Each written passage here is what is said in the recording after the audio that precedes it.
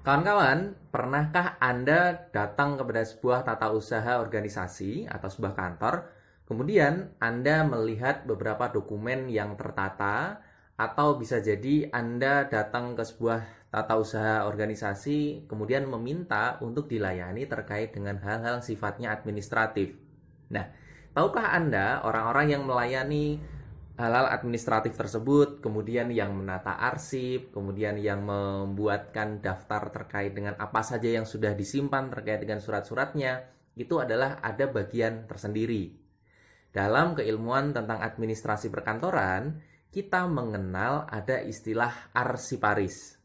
Arsiparis ini adalah orang yang diminta untuk menjaga arsip, merawat arsip, menata arsip, dan juga memberikan pelayanan terkait dengan hal-hal yang sifatnya adalah kearsipan.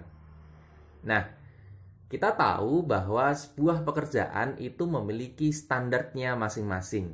Istilahnya, pekerjaan ini pasti memiliki job analysis dan juga job description tersendiri. Setiap pekerjaan itu berbeda dengan pekerjaan yang lainnya. Nah, hal ini menuntut orang-orang yang nanti bertugas menjadi seorang arsiparis itu dia bukan orang-orang yang sembarangan, bukan orang-orang yang asal keterima kerja kemudian nanti langsung dia ditempatkan di bagian arsiparis.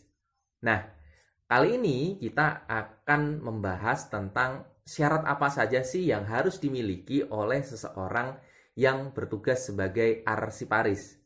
Mari kita saksikan, mari kita dengarkan dengan seksama. Di sini ada 5 hal yang harus dimiliki seorang arsiparis. Yang pertama, seorang arsiparis itu harus memiliki sifat teliti, cerdas, cermat, dan juga rapi. Nah, hal-hal yang tadi sudah saya sebutkan itu berkaitan dengan tata cara bagaimana dia menata sebuah arsip. Kita tahu bahwa arsip ini disimpan dengan metode tertentu, dengan sistem-sistem tertentu. Nah, jika seorang arsiparis ini ternyata dia tidak teliti, terus kemudian dia tidak cerdas untuk memahami ini harus saya simpan dengan sistem yang apa, dia tidak cermat, terus kemudian menyimpannya juga tidak rapi, itu akan berdampak pada arsip yang akan kita cari, ada kemungkinan nanti akan tidak ditemukan. Atau ditemukan tetapi memakan waktu yang cukup lama. Padahal harusnya ketika kita membicarakan tentang administrasi perkantoran, ya, syarat yang harus dipenuhi adalah efektif dan efisien. Sehingga arsiparis itu harus teliti, cerdas, cermat, dan rapi. Yang kedua, seorang arsiparis itu harus tekun dalam melaksanakan tugasnya dan dia tidak boleh mudah bosan. Pekerjaan arsiparis ini termasuk sebagai pekerjaan yang teknis. Jika beberapa bagian itu mereka memberikan pelayanan kepada orang, sering bertemu dengan orang, bagian arsiparis ini rata-rata mereka akan lebih banyak bertemu dengan arsip, yang notabene itu adalah benda mati. Nah, jika seseorang yang dia itu sifatnya adalah mudah bosan, terus kemudian dia juga dalam melaksanakan tugas tidak tekun, ini repot ketika ditempatkan sebagai seorang arsiparis. Karena arsip ini yang ditata itu harus dilakukan dengan sebaik mungkin. Kemudian yang ketiga, seorang arsiparis itu harus mampu menyimpan rahasia. Sebuah surat itu memiliki sifat dan kekhasannya masing-masing. Ada sebuah surat yang dia sifatnya adalah surat biasa, surat penting, atau mungkin nanti tidak menutup kemungkinan ada surat yang sifatnya rahasia. Nah, surat-surat ini ketika informasi itu nanti sudah tersampaikan, terus kemudian akan digunakan untuk sebagai pengingat kembali, nah maka dari itu biasanya akan disimpan sebagai arsip. Nah, ketika surat-surat yang sifatnya rahasia tadi disimpan sebagai arsip, kemudian orang-orang yang nanti akan menata itu pasti akan mengetahui isi dari surat tersebut. Nah, disinilah bahayanya kalau seorang arsiparis ternyata dia itu orang yang tidak bisa memegang rahasia. Kemudian yang keempat, seorang arsiparis itu dituntut supaya dalam bekerjanya dia bisa ramah, memiliki sopan santun yang baik, dia sabar dan juga tidak emosional.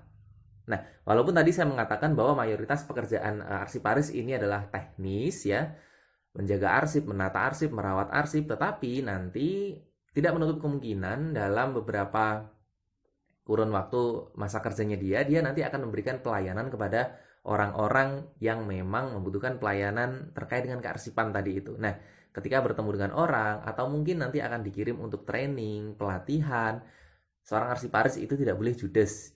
Ya, harus memiliki sifat-sifat yang baik. Nah, kemudian ini yang kelima dan saya rasa ini adalah yang paling penting. Seorang arsiparis itu harus memiliki keahlian di bidang kearsipan. Ini nggak boleh ditawar, ini mutlak. Keahlian dalam bidang kearsipan ini bisa diperoleh dari pendidikan. Mungkin dulu selama dia sekolah atau mungkin selama kuliah, dia pernah mempelajari tentang ilmu-ilmu kearsipan sehingga dasar-dasar tentang arsip dan kearsipan dia punya. Atau bisa juga kemampuan ini didapatkan dia dari pengalaman kerja di tempat kerja yang sebelumnya. Nah, itu juga boleh. Nah, terkait dengan nomor 5 ini, ada hal yang menarik yang kita bisa diskusikan, kawan-kawan. Kalau kita membicarakan tentang syarat mutlak tadi, disebutkan bahwa seorang arsiparis itu harus memiliki keilmuan di bidang arsip, ya. Namun, tidak menutup kemungkinan, kita juga tidak menutup mata. Ketika kita mengenal dunia kerja, hal-hal yang sifatnya terkait dengan keahlian ini terkadang juga tidak terlalu banyak dipenuhi. Contohnya, ada orang yang melamar pekerjaan, terus kemudian dia ditanya mau dan paling tidak mau lah ya, paling tidak mau, minimal mau untuk diminta menata dan menjaga, merawat arsip. Ketika dia mau, lolos tes, oke, akhirnya dia ditempatkan di bagian arsiparis. Nah,